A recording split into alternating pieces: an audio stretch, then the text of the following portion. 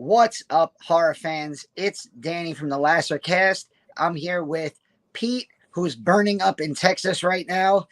And we are going to be talking about a brand new horror film that just came out in theaters and is doing really well so far. And that is The Black Phone, based on a short story by Joe Hill, who you might know as the son of Stephen King. Very nice. Dark Tower. Awesome. Joe Hill has a litany of great horror literature. A lot of his stuff has already been turned into films. Obviously, The Black Phone, which we're talking about today. Horns, starring Daniel Radcliffe, was based on a book he did. Maybe not a great adaptation, but it was based on a book he did. Right. Nosferatu was just on, I don't even remember what channel. Do you remember what channel that was? AMC, there you go. And this was written and directed. This was done by the pair, C. Robert Cargill and Scott Derrickson, who have done Sinister and Sinister 2 and the original Doctor Strange, as well as some other horror films. And yeah, I got to see this the other night. I know Pete saw this the other night. What'd you think, Pete? Well, what's going on, first of all? What's going on with you? I'm a little worried because I know that like you tweet these out, and I'm worried that like Cargill or Scott Derrickson might see this review and they're going to see that I am not giving it like a rave review. I think it's really good, but I need to kind of preface this before I jump into this with you, okay? For me, Joe Hill's my favorite novelist. Like, I love Joe Hill. Nosferatu is like one of my favorite books of all time. I love Heart-Shaped Box. I loved Horns. He is just one of my absolute favorites. The Lock and Key comic is an amazing comic. So I love Joe Hill. I literally have those two books like on my bookshelf. Where's my camera? Right. There you go. Exactly. I love Joe Hill. C. Robert Cargill is like a hero of mine. He lives in Austin. I've met him at a book signing at Book People. There was one time where they did a screening of Battle for the Stars for one of his podcasts, a screening of it at the Alamo. And I ran into him like outside of the bathroom, and I just was like this bumbling guy. I was like, oh, thanks for all your writing advice, right? He probably thinks I'm a weirdo. But like, I just think he's great. And I think Scott Derrickson's a great director. And my last little bit there is that The Exorcism of Emily Rose is like one of my favorite horror movies ever. It's in my top 10. So I love all three of these creators working on this project. And the thing is, I do have a little bit of criticism for the movie, even though I did enjoy it. So I think that Cargill will be able to accept it because he was a critic for so long on Ain't It Cool News. So, I'm guessing they could be fair about this, but we'll see. So why don't you tell me why you loved it so much? Well, I was going to say, if they're going to watch this and if they're going to get mad, they're going to get mad at you because I fucking love this movie. Perfect. I actually just told Charlotte before we started. I mentioned to you they were out last night. Athena's she's passed out in bed. My son worked late. He's passed out in bed. So I said to Charlotte, I was like, I think you'd love The Black Phone. And like Charlotte loves the two It movies that Anthony, oh God, what's the director's name? Oh, fuck. I can look it up real quick while you're doing it. Yeah, the two new It movies that came out, Chapter 1 and Chapter 2. She loves those. She loved the original It. She loves movies like Andre Muschietti. Yes, Muschietti. Yes, she loves. She's pretty much seen all the movies that I thought this movie kind of reminded me of in ways, and it just feels like the type of movie she'd love. And she's like standing like right over here, and she's like eating breakfast, and I'm like, I almost want her to go in another room and watch something so that she doesn't get it spoiled for her, because sure. I might take her to see it at like 1 o'clock Eastern time today. Nice. She's going in the kitchen. Yes. But reasons I love this movie. I'll try to make it as simple as possible first before we get into it. So I won't say spoilers now. but I will say that I felt like this movie, I think I just kind of mentioned it with the Charlotte stuff. It reminded me of so many of the horror movies that I loved. Yeah.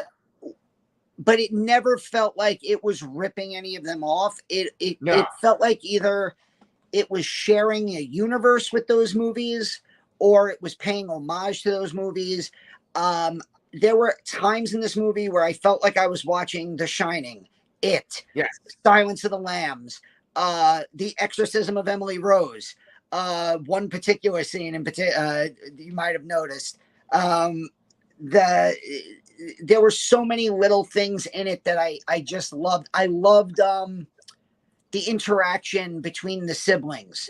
I thought that was such a genuinely great relationship. It reminded me of a movie that we both loved, and I told this to Charlotte also. It reminded me of the brother and sister in Psycho Gorman. Especially when the young Gwen, played by Madeleine McGraw, she's got kind of a dirty mouth, and she's cursing a lot. And she reminded me so much of the little girl from Psycho Gorman. I was like, this kid is going to be a star one day. Yeah. And yeah, also, this movie had a Ouija 2 feeling for me, in the sense that it doesn't remind me at all of Ouija 2, but in the sense that Ouija Origin of Evil was a movie that I saw in a packed movie theater. It was a free screening. They had like critics there, but then they also just let in like the audience. So it was packed out, and people were screaming, and not like being an annoying horror movie audience, but being like the right kind of horror movie audience where they screamed at every jump scare, and like it elevated the movie so much, in my opinion. Yeah. I got to see this Friday night in Brooklyn. And when I sat down, I was like, wow, there's a pretty good crowd. You know, it's a 10-10 show. Yeah, it's a Friday night. It's the summer, but it's still, you know, with COVID, you don't know how many people are actually going to go to the movies. The movie theater was kind of packed. And then like, even from the time the previews started until even the first 10 minutes of the movie, more and more people kept walking in, to the point where when the movie actually got going, it was a packed theater. People were screaming. The jump scares got the audience, and it just worked. And like the silly like horror fan in me, I was almost kind of watching the crowd as much as I was watching the movie, and like watching the girl next to me like get closer to her boyfriend because she was like this, and I was like, yeah, it's working. All right. Like, and it just made me happy that like, because like I've been to some horror movies here that open up with very little fanfare, and I sit there and I'm literally the only person in the movie theater, and I'm like, this movie's really good and nobody's going to see it. And then to see a movie that I genuinely thought was really good and that a lot of people are seeing, I was like, let's fucking go. All right. Yeah, well, when you look at the marketing for this movie now, there's a lot of commercials where they do that thing where they show the audience's reaction, and it's like the the camera that has the night vision, and you see the people's faces, and they're all freaking out. And usually, when it's a movie like that, I remember the marketing for like Paranormal Activity, and that's where I feel like they really started to show that. And that's the kind of movie where you're like on edge constantly. For this movie, the initial trailer and that marketing makes it seem like this movie is very scary. I don't really think it's like that scary. There was one legitimate time when the audience did scream, and my theater was far less packed than the one that you're describing too. And the people I was with, they screamed, and the people in the audience, they screamed as well. That was when so we're going to talk spoilers for this movie at this point. So if you haven't seen the movie, please turn this off. But the very first time that Finney answers the phone and you see one of the boys that's talking to him, and it's like, you know, the camera does this thing where, you know, it shows him, then it turns around, and then it hits the boy, right? And everyone jumped at that point. But otherwise, the threat of it was not as intense as I was expecting. because I thought that The Exorcism of Emily Rose was very scary, and I saw that on my TV, you know, like not in the big screen, and I thought it was like a lot scarier than this. I thought Sinister was a lot scarier than this, and Sinister I saw on the screen too at my house, you know, versus in the movie theater with people. So like, what I was gonna say is when you watch the opening credits for this movie are really fucking good. There's this like weird noise that's like making the music. I don't know what the fuck it is, but it reminded me of like Seven or something with the imagery and then the weird noise. It was like some kind of Trent Reznor thing. And I was like, oh boy, we are in for something now. But it just like kind of never reached that point for me. And one last thing, because I know you got like a little comeback to this, but like, they would show Grabber, Ethan Hawke's character, they would show him pull up in front of a boy on a bike or like a boy that's walking, and you'd see his van show up, and then they do that sort of that slow kind of 70s fade out every time he'd show up. It wasn't like the boy's walking and he hears a noise and then like there's this kind of tense like waiting for a jump scare, and it wasn't like the boy's walking and then someone just grabs him and then there's a jump scare. That makes it creepier and that adds to the atmosphere. However, I just felt like overall I was expecting more suspense in general or to be more scared than I actually was. Does that make sense? Yeah, I don't disagree with that. I think that the movie marketed itself, or the movie was marketed as a movie about the grabber. Yeah. When in reality, the movie is about Finn and Gwen. And I think that might be a product of the marketing, but like you have to market Ethan Hawke and the masks, and which were, I think they were made by Tom Savini, right? Yes. I mean, oh my God. Like, so you have like the thing, those are the moments that are going to make people go to this movie in the trailer. You know, him going this face with that like terrifying smile mask with the whole like, there, and then he has the different masks that are almost like Joker masks, or one is like the frown is down and he's So I thought where the movie lacked scares necessarily, and there were a few. There was the one scene where he sees the ghost of the girl who's hanging upside down. That was the thing that reminded me of Exorcism of Emily Rose,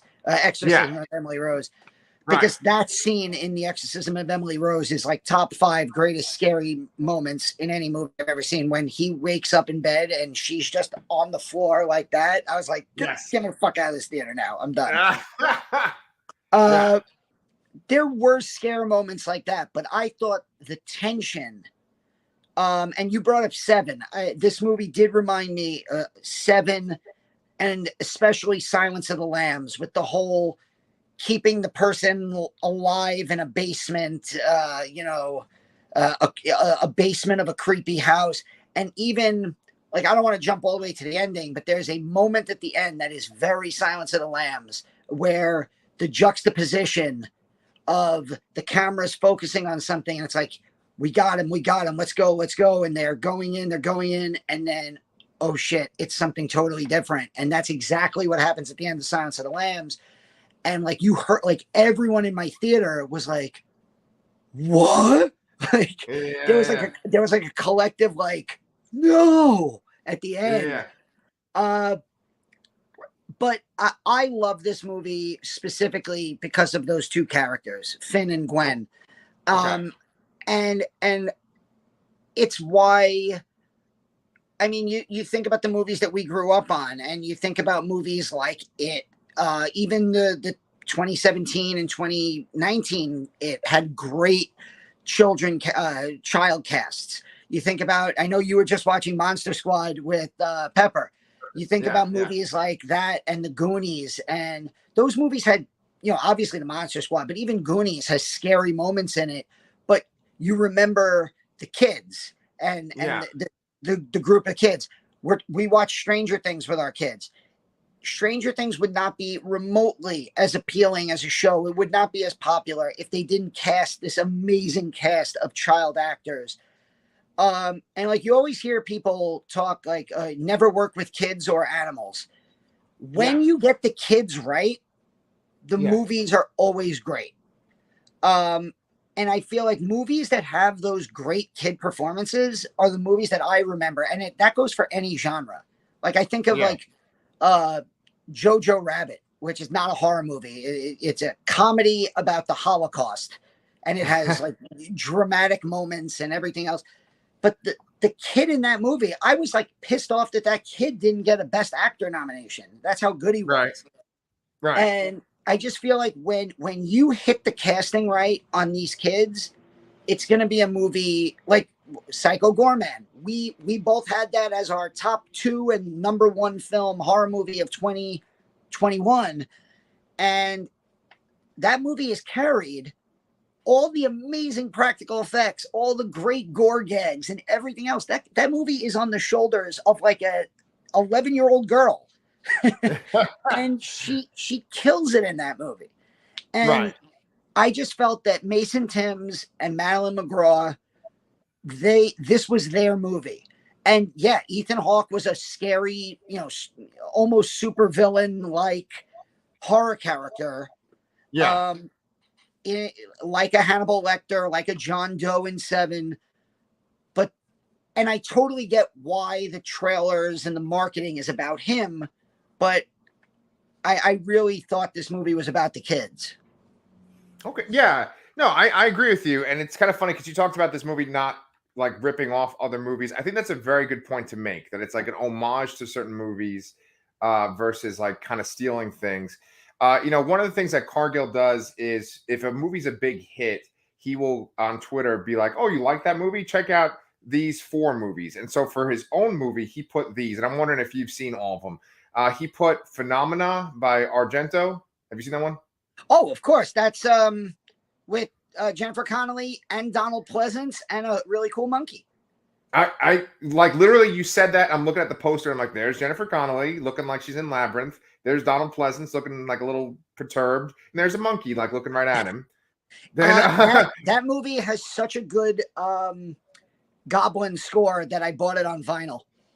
Oh, that's cool. Okay, now you're making me want to check it out too. Then there's Summer of '84. I know that came out a couple of years ago. I haven't seen that one either. So when we get to the ending, when we get to talk about the ending, I'm glad you mentioned that because there was a part of me. Did you see Summer of '84? Did not. Okay. I don't want to spoil that movie either, but there was a part of me that was dreading a possible ending because of Summer of '84. So I totally get that. That was another good movie involving kids and like a serial killer. Okay. Well, I'll check it out. So don't spoil that one for me. Then he had The Night of the Hunter, Robert Mitchum movie with Shelley Winters. Yeah, that's an all-timer. Okay. And then the last one is Stand By Me, of course. Oh, that's another. And it's interesting. Like I don't at all want Joe Hill is a phenomenal author. Athena and I actually saw him we went to BookCon a few years ago in the Javits Center where Comic-Con is held in New York City. And he was there for Nosferatu was just coming out as a series. So he was there with like the showrunner of the series to talk about it. And they have like a whole Christmas town set up, everything. It was great. Like we love him. I show you. We have like all of his books on our bookshelf. One of my father's favorite books was The Fireman by Joe Hill. Also, that one's fucking hard to read. That's what he said. Yeah. That said, there was a lot of this movie that felt Stephen King-ish. Oh, yes. Yeah. And I'm not taking that away from Joe Hill. It's literally in his DNA. Right. So, right.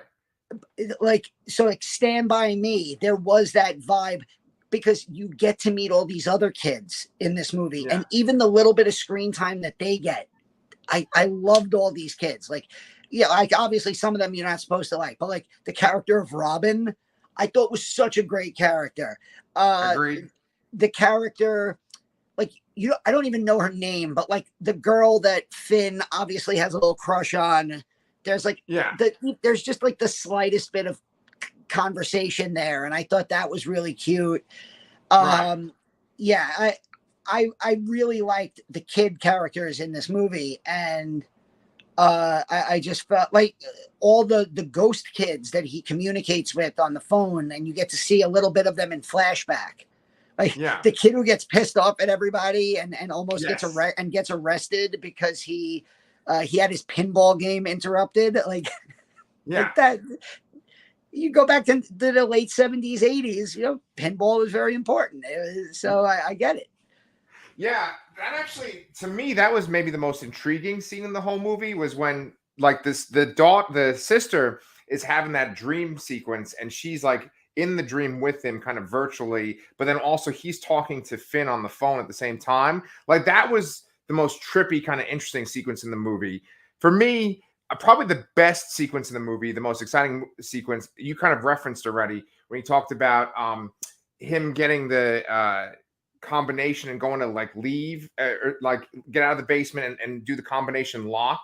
Like that was the most tense kind of, like that did remind me of like Silence of the Lambs and other kind of thrillers where it's like you have to escape, or like Misery or something, right? To, reference another Stephen King, like that the person's there or they're gonna be there soon, you got to get out real quick.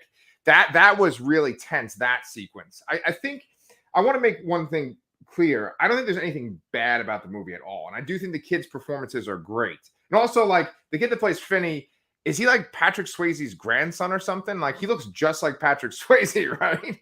Is he? I have no idea. I wouldn't be surprised if he was. He's probably not. But I don't think there's anything bad about the movie. I just think that, like, it's maybe the choices of, like, what to focus on. And I think that maybe if you just added a few more things, it would kind of elevate it even higher. Like, for instance, I think that Grabber, the mask itself is scary. I think Ethan Hawke is a fantastic actor, and what he's supposed to do in this movie does perfectly, right? However, there's no, like, they never show us what the true danger is with him. Yes, of course, he kills the kids, right? But, like, we just kind of see ghosts that aren't, like, super mutilated, right? They're just kind of dead bodies, and maybe there's, like, a little blood by their eye or something. They're like, the movie's kind of like in this middle ground where some of the kid kind of horror movies that you referenced before, this movie could be like a little bit lighter, but it's not. And it could be like a little bit scarier or more adult, and it's not. It's like right in this middle ground, which is good for, teenagers and stuff like that. But I feel like to really get us in the emotional core, I think it would have to kind of go into one of the other categories. That middle ground kind of makes it fall just a little short. Like, I think that if we know what Grabber did, truly, that would be scary. Like him sitting there with the belt at in the kitchen, anticipating that Finn is going to come up. That's scary, and that's good. I want to see that, but I want to know, like, what does he actually do to the kids? Like when he kidnapped the kids, you would see it. He would like spray something in their mouth, and then he would like release those black balloons. And I love this spraying in the mouth. That sounds bad, but like I love the spraying in the mouth because it's like, this kind of fucked up thing. Like, what's he doing that's knocking these kids out? And he's obviously got a system. That's scary stuff. But then once he's in the house, he just kind of shows up, and he seems like a little bit meek. We never really truly see the danger, with one exception. There's the time when Finn does get that combination. He gets out of the house. Grabber catches up to him. He puts that knife to his throat. And that's where he's like a true threat. But I want more of that. I want to see more of like how scary Grabber could be. Yeah, I mean, hey, maybe 20 years from now, the director of The Hangover will make a Grabber movie and it'll win Oscars. Who knows? No, I do understand your point because, like, obviously with Silence of the Lambs, right? Because we've said there's some parallels. Buffalo Bill, we know exactly what his MO is. He's capturing these overweight women so that he can dry out their skin, so he can literally skin them and turn their skin into a clothing, a dress. Right. We know what John Doe in Seven, why exactly he's doing what he's doing to these people, because we have his manuscripts and they're reading from them, and the 7 deadly sins, and obviously. So I do. Maybe I was just. I think I was okay with it because I kind of liked the simplicity of that. It just didn't feel like, for me anyway, I didn't feel like I needed more to this character. He's a completely effed up guy who murders, kidnaps and murders children. He wants to play the naughty game with them. We learned that. So obviously there's something deranged in him in that regard. And the masks itself were enough where, like, obviously there's, like, again, there's a scene towards the end of the movie where you actually see Ethan Hawke's face one time clearly, and he, like, panics. So obviously there's something to that effect as well. I guess, because if the movie had been called like The Grabber and it was about him and going after these kids, then I think we would have gotten that. But because the movie is focused more obviously on Finn and Gwen and her ability, I think we spend more time with them. I mean, even the opening credits, Ethan Hawke is not listed in the opening credits. It's like all the actors in the movie, and then at the end it's like, and Ethan Hawke. So okay. It's not like this is being billed as Ethan Hawke in The Black Phone. It's kind of like to mention Seven again. I know it's not PC to talk about Kevin Spacey, but Kevin Spacey like intentionally left his name out of the credits, out of all of the marketing of the movie, and then his name only appears in the end credits as John Doe. So I think the movie, obviously he's probably the most recognizable, if not one of the only recognizable faces in this film. And so the trailers and the marketing focused on him, but the movie itself, I think, doesn't really. And that's why I was kind of fine with there not being a lot of like kind of gaps. The one issue I might have was, and this is, and you'll understand this as a parent as well. What the hell were these parents in this town in Denver doing after the fifth kid gets kidnapped? Maybe pick your kids up from school. Maybe don't just let them walk home. I know it's 1979 and it's a totally different generation and there's latchkey kids everywhere, but maybe you should start picking your fucking kids up from school. Okay, mom and dad? Like Henry Thomas, put down the bottle and pick up your damn kids at school. Yes. Look, I'm going to agree with you on that. I actually did have that thought during the movie. I was like, this town seems pretty chill with the fact that there's like multiple kids getting kidnapped. I wanted to point out that you said it was a girl that was hanging upside down. Are you sure that wasn't a boy too? No, I don't. It reminded me of Emily Rose, so I might have said girl. It was one of the kids was seen hanging like upside down, like with the arms and legs like splayed out and back. Yeah. So like I want to point out one thing too. Like you haven't read the story that's in the Joe Hill book, right?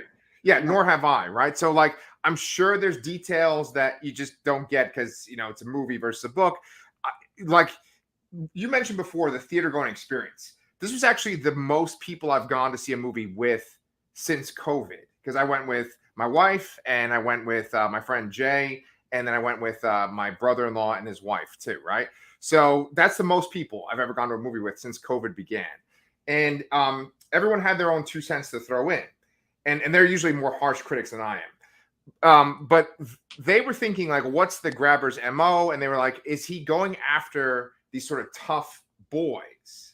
Is he going after kind of juvenile delinquent boys? Because he did get that one kid that was playing the pinball game. That kid kind of reminded me of Billy from Stranger Things, right? Oh, okay. I thought you were going to say he reminded you of Eddie Munson. But I could be that too, though. Honestly. Yeah. So it seemed like he almost had an MO for like long-haired boys that were tough, and that maybe Finn, he thought that he was tough, and Finn's not like that. Robin makes a comment at the end of the movie in this really great sequence where he says that, like, you're tough. You've like never thrown a punch, but you can always take a punch, right? And I think that probably was like the core of what the story is about. So we're kind of trying to piece that together, like, oh, well, so is he going after these sort of bad boys, and that's why he wants to play the naughty boy thing with the belt. However, when it comes to Finn, I was like, well, is his arc basically that he is kind of scared and he gets beaten up and he's never aggressive, and that by the end of the movie he's finally aggressive, right? And also, is it to show that, like, he's a very creative boy? He's into, obviously, like, rockets and NASA, and so he kind of is like MacGyver during the movie, like doing all these different things, right? I absolutely love when he finally kills Grabber and he puts the phone to his head, and the one boy says his arm is mint, and he breaks his neck. Fantastic, great, well done.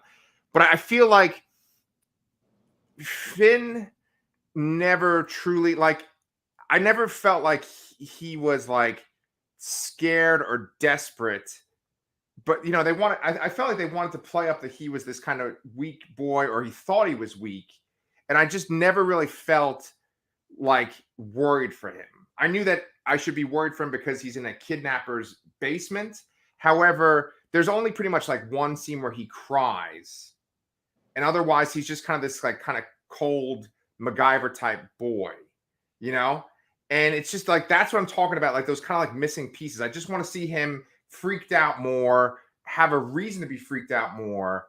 And then that'll make that end more of a payoff when he finally kills him. You know what I'm saying? Yeah. I just find it's really funny how you were like, I want to see the Grabber torture the boys more. I don't understand. Like, I want to know what he's doing, and I want to see this kid cry more. And I'm like, I'm sorry. You know, I'm a teacher. Maybe I want to see kids suffer some more. I don't know what's going on there. But I do agree with you. I wrote down that, like, to me, Finn's entire arc was learning to stand up for himself, and like going from being, and you know, I kind of just love the scene at the end where he like walks into school and he just looks over at the three bullies, and he just kind of gives them like a look of like, ugh, like yeah, you're of no concern to me anymore. Right. And he just sits down, and you know that, and I kind of love that. I don't know. I liked how he, you know, he had to incorporate all the ghosts. They offered him like a different thing. And he was trying to incorporate all of the different strategies that the different ghosts were giving him. I'll tell you another scene where people in my theater jumped was when Gwen is riding her bike, and all of a sudden all five ghosts are in the street. Yes, I jumped for that. Yeah. But like, one thing I just want to mention, and this goes back, the first time I saw Sinister, I didn't love it. And then I saw it again, and I was like, what the hell is wrong with me? Like, such a creepy ass movie. The two of them, Derrickson and Cargill, they have such an eye for, and maybe it's their art director or the production designer, but everything just looks like the house with the tree in front of it, the way the tree looked, you know, obviously you go back to, right, was it Sinister, where there's the scene there, the family's hanging in the back. Yes. They have such a way of just using regular shots of like houses and trees and to be really, really creepy. I really loved. Did you notice that there was a dirt line, or there was like a stain on the wall in the basement that looked like the movie box or the poster for Sinister with like the blood line? Yeah, so, there was one shot that looked just like that poster. Yeah. And when they were in the flashback with the kid playing pinball, he gets into a fight and he knocks over a bunch of Doctor Strange comics. Oh, I didn't notice that. That's funny. Yeah. And then, like, another thing too, one thing that my friend Jay pointed out was the address on the house that she sees if you add the numbers up, it's like 19, and that's Stephen King's number. It's like in the Dark 7714. 7714, right? So Yeah. 14 plus 5, Yep. 19. Yeah, so yeah, I just love shit Really like depressing when I was like 7, 7, 1, and 4, and it took me like a few seconds to figure that out. There is one character. Right. There's one character I want to bring up to you because probably the only thing in the movie that I genuinely did not love was the James Ransone character. Okay. I felt like he was a very strange addition to the movie. Yeah, are we talking about the cokehead brother? Yeah. Okay. Max. Yeah. So midway through the movie, the police are investigating, and they knock on a door, and James Ransone answers. Eddie from It 2017, 2019, who was great in the It movies. And he is a cokehead. There's cocaine all over the place. Yeah. And he has like the It's Always Sunny in Philadelphia board. And he's like, I'm trying to solve this child grabber crime situation. And I know where he is. And he's located right here. Yeah. And it felt totally out of the movie. Yeah. And then when the camera panned down into the basement, I honestly didn't realize, like, I didn't know if that was intentional. Like, I was like, I stopped and I went, are they trying to say this is the same house? Right. Or was that just an odd editing choice? And I didn't love this because tonally he felt inconsistent with the rest of the movie. Right. And really, it's funny because you were saying we don't really get to see the grabber's MO. In fact, the most gore in the movie is the scene where the grabber ends up killing his brother because his brother stumbles down into the basement, and it just felt very strange. Like the grabber is shown like hanging out in the kitchen with a belt and the mask on with his big angry dog. Yeah. So where is the brother when all this is happening? Like it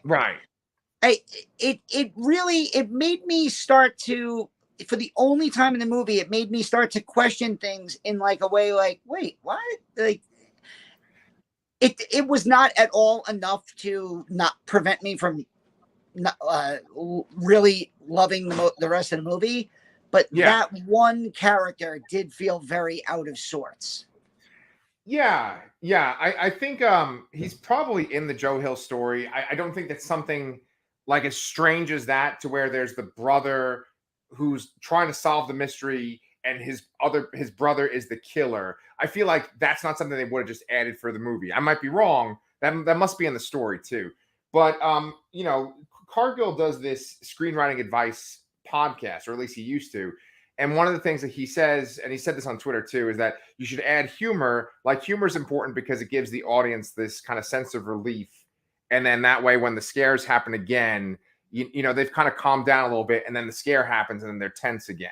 You know, the humor adds this kind of levity to the thing. And I think that when you introduce the cokehead brother, it's at this point in the movie where Finn has been kidnapped. Things are very stressful at home. And so therefore there's not like a lot of opportunities for humor. So instead of like making Grabber seem kind of more buffoonish or something to get a laugh, it's like, oh, we bring in this kind of buffoon brother. So I think that's probably what's going on there.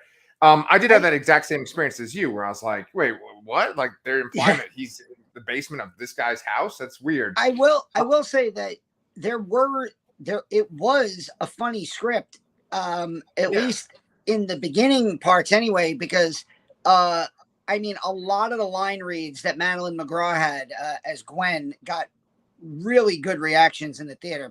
I was hysterically laughing. Like, there's one point where she calls the cops. Like, I don't remember the exact group of curse words in a row she says, but I was like, what? Like the principal, like, you fucking fart sniffers or something. I don't know.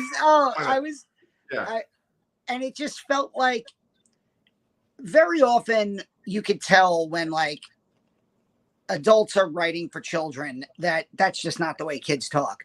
This Right. felt like that character would have said these exact things. Like, Yeah. this is who she is. And so like I did feel there was a little bit of humor, at least at the beginning. Yeah, I don't know. It just felt like a weird addition to the to the story. I did like to go back to what you were saying, like how like scary versus like creepy tension. I love the scene where he asks Finn what his name is, and he says, "This good." He goes, if you tell me your name, maybe I'll let you go." And Finn lies to him, and he pulls out the newspaper and throws it at him, and he goes, "You know, you're a liar." And just like very casually, like, and I was thinking of letting you go, and I was like, what? Yeah. That was good. That was good too. Yeah. I mean, look, I actually did enjoy the movie. I just feel like I was like, oh man, I've had so much anticipation. It premiered here in Austin for Fantastic Fest in 2021, and it's been on my radar for like a really long time. I was like, oh man, it's good, but it's like I want it to be like a little bit more. And like I said, there's sort of like things that are missing that I think would make it bigger. Then there was one thing I wanted to ask you about too. There's this one scene where Finn goes to watch a movie. Like they reference Texas Chainsaw Massacre in the beginning, and the implication is that the dad doesn't let them watch anything scary, right? And they have to watch sort of like, Christian claymation kind of stuff, right? Then he's watching this black and white looking movie. Like everything looks black and white, but then there's this red tub, right, filled with blood. And then there's this hand that comes out of it. Do you know that movie? I didn't recognize it. It felt like I was watching like an old William Castle movie mixed with like Diabolique. Yeah. So, and then I was trying to be like, oh, okay, so why is this scene in the movie? And I guess it's basically to kind of show he's being like rebellious against his father, because his father, obviously, the mother had some kind of psychic ability, and the father has like truly tried to clamp down on their lives so that they don't end up like their mother. And that's a very Stephen King thing too, especially your wife would probably know, but like Lisi's story, the dad in that is like very similar to the dad in this too. And so I just was wondering, like, why are they showing this scene? The only thing I took from it was that like Finn was being rebellious against his dad, and he was watching a horror movie. Did you interpret it a different way, or? I think that was part of it. I think also it was, the idea that he had a kinship with Robin, and Robin and him talked about horror movies, and Robin is seen as like the toughest kid in school. So maybe he feels that if he watches horror movies, he'll toughen himself up, and that'll help him lead towards that like rebellious, but also just being able to stand up for himself later on. Okay. I like that. So do you want to get into the ending now, or? Yeah. Well, so I genuinely thought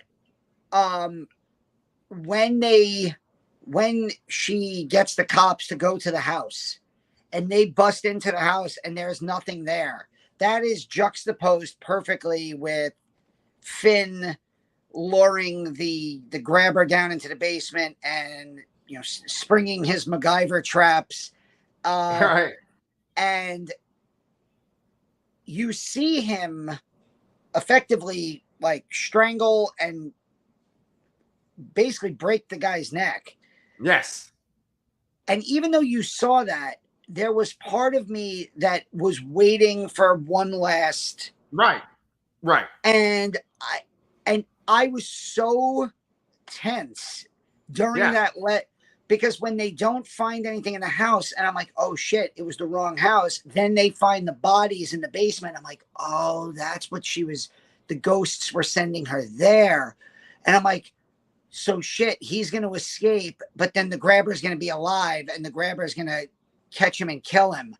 And I was like, oh my God, they're really going to end this movie dark as shit. Right. And then it's just, right. And then like, I had like a full moment of like cathartic relief where I was like, oh, okay. I was like, okay, good. All right, good. Yeah.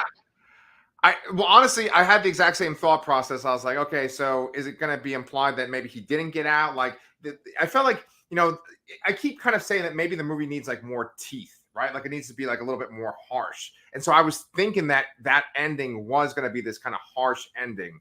But I think that ultimately all the people involved do want to have like a hopeful ending, do want to have this. I mean, obviously Sinister doesn't have this hopeful ending, right? But it just kind of goes more in line with he was able to stand up for himself and he was able to get himself out of there, even though his dad would beat him and, his sister and try to repress him. He was able to kind of stand up. He had to face these bullies. He faced like the ultimate bully and got out. But I did have that same kind of fear. And one thing I'd be remiss to not mention too is I actually thought that the most disturbing, upsetting part of the movie didn't involve Grabber at all. It actually involved the sister being beaten with a belt. Yeah. And that goes for everybody in my group watching the movie too. They thought that was actually the most upsetting part in the whole movie. So there's obviously like a whole theme of like bullying and people being kind of held down and not being able to do what they want to do. And then finally like kind of like standing up for yourself. And I think that there was the potential for that kind of dark ending like you were talking about. And we both thought of it because of our horror watching experience. But then they chose to do kind of like the optimistic ending, I'll tell you what I really want now is, and I don't know if this is, if I'm asking this of Joe Hill or Derrickson and Cargill, but I want a Dr. Sleep to this movie. I want a movie about 30-year-old Gwen. Yeah. And I want to know what she is as an adult, because we do know from the dad that the mother, or at least we're led to believe that the mother committed suicide. Yeah. And because of the psychic visions that she was having. Yeah. So I want to know, like, I envision a Dr. Sleep-esque story where 30 to 40-year-old Gwen is, some like alcoholic, like overcoming her demons and trying to like help the cops solve mysteries using her psychic ability. And like she's partly trying to drown out her psychic ability. Like, because I mean, it's not too much of a stretch to say that she's shining in this movie. And I totally saw her as like, I was like, this is a character that the King family loves to revisit in other work. Like Stephen King does this all the time, where like in a totally different book, a character from another book 2 decades ago will just pop up. Sheriff Alan Pangborn is in like 5 Needful books. Things. Needful Things, The Dark Half, The Dead Zone, and like he's not like a major character, but he shows up over and over again. Holly in the Mr. Mercedes trilogy, The Outsider, like she shows up in the Outsider. Like I would love to see a follow up, a Dr. Sleep style follow up to this. And like I'm already kind of like casting in my head like who would be a good like Finn and Gwen as like 40 and 38-year-olds or 35 and 32-year-olds. I just think that would be a lot of fun to watch. Yeah, well, you mentioned Dr. Sleep, and I mean the very first shot of this movie is like a baseball game, right? And I turned to my friend Jay, who I saw Dr. Sleep with, and I was like, oh fuck, it's Dr. Sleep again, man. Like one of the worst things I've seen in my life, that baseball boy sequence, Jesus Christ. And you spent this whole review saying you'd want to see more kid violence. Oh my God, what the fuck is the matter with me? Well, I actually have to get going. Otherwise, I think my wife's going to do a baseball boy to me pretty soon. But as always, we have a little debate. You make me actually kind of see your side more because you're just so damn persuasive. But I did not think this movie was bad. I actually enjoyed this movie quite a bit. I just enjoy the filmmakers and the author so much that like I was kind of expecting like a little bit more. And maybe I'm just kind of spoiled. I don't know, but I recommend it if you guys haven't seen it and you just watch this with our spoilers. Go see it because it's a good fun time. You want to kind of talk about what we got coming up on the channel, or? Well, you're like the interview machine right now. I've been doing a lot of overtime work, and so Pete's been like really pushing forward with a ton of great interviews. We have one, you have one up with Laurel Hightower now, author of Crossroads and Below. Mm-hmm. You have another interview coming up that you did. Yeah, I interviewed Brett Nelson, who is this author. He's also been like a producer and a director on different like media and stuff, video games, kid shows. He did a book adaptation of Manborg, which is a Stephen Kostansky, Astron 6 movie from 2011. They made a book for it for Encyclopocalypse, which is this imprint that I read a lot of books of nowadays. So that interview should probably go up on Wednesday. I was going to say that if C. Robert Cargill, Scott Derrickson, Joe Hill, if you guys watched this interview, you guys are like a little bit harder to reach than some of the writers I interview, but we would love to interview any of you, each of you, all of you.